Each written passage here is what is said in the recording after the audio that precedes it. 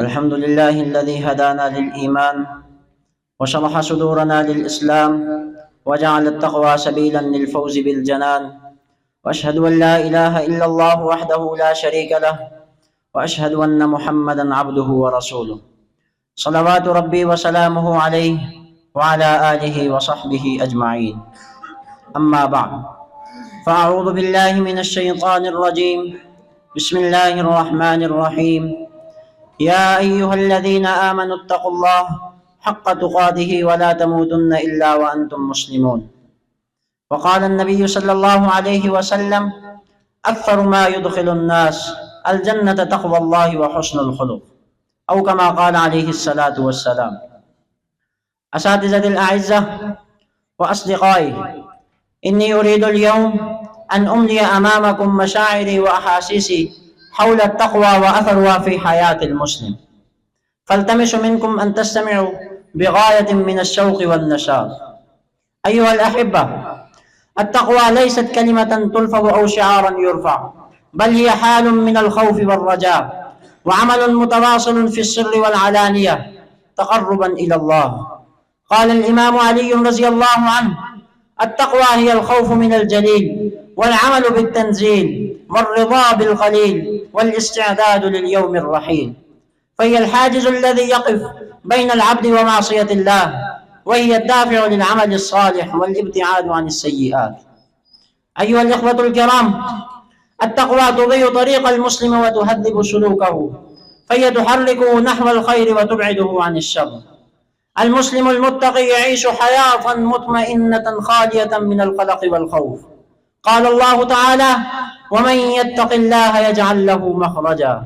إنها تفتح أبواب الرزق وتيسر الأمور وتقود صاحبها إلى حياة كريمة ترضي الله وتريح النفس. أيها المسلمون، التقوى ليست مقتصرة على الطاعة فقط، بل تشمل السلوك مع الآخرين، فهي تظهر في صدق الحديث وأداء الأمانة والعدل في الحكم والوفاء بالعهود.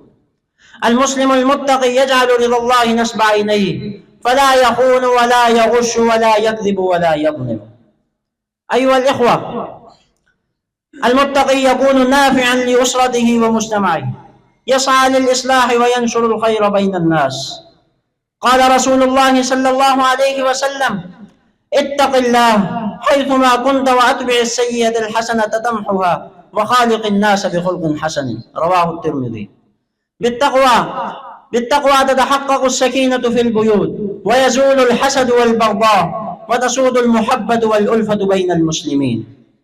عباد الله، التقوى هي مفتاح الجنة وسبيل النجاة من النار.